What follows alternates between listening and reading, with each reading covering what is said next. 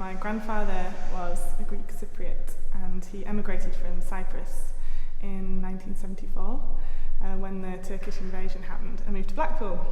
And that's where he met my grandmother, who was a showgirl. And they had my father and my mother met at Manchester University and had me. So yeah, I lived in Manchester until I was about 7, and then moved to North Yorkshire, where I stayed for a number of years. Studied at Leeds University, performance, theatre, and then moved to London, where I did my MFA in Fine Art Media at Slade.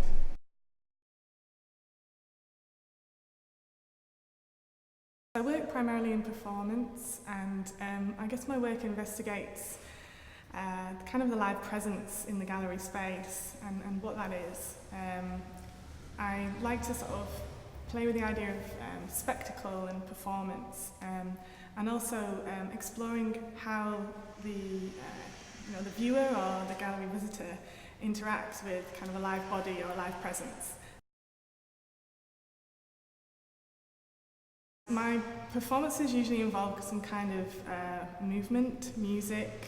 I've done one-to-one performances which kind of focus on collapsing the distance between the kind of audience and the artwork, or the audience and myself as a performer. Getting rid of those kind of theatrical kind of frameworks that are set up within the theatre, where you have kind of the audience and the work at a kind of distance.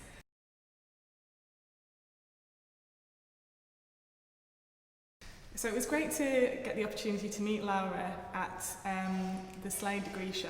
She was watching some of the works that I'd done and seemed really engaged. And so I just kind of asked her, like, oh, are you enjoying the work? And it was great to actually talk to a kind of curator about performative work and kind of have a dialogue with her about the specific work and how it might work in different contexts, in different spaces, and how like elements of it might be developed, changed or adapted. And I hadn't really had the opportunity to have that kind of exchange with a curator kind of during the course.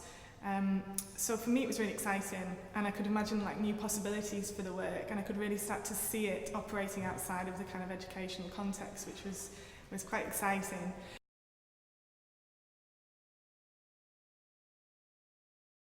I think Academy now is really important because it has its kind of international or transnational kind of focus.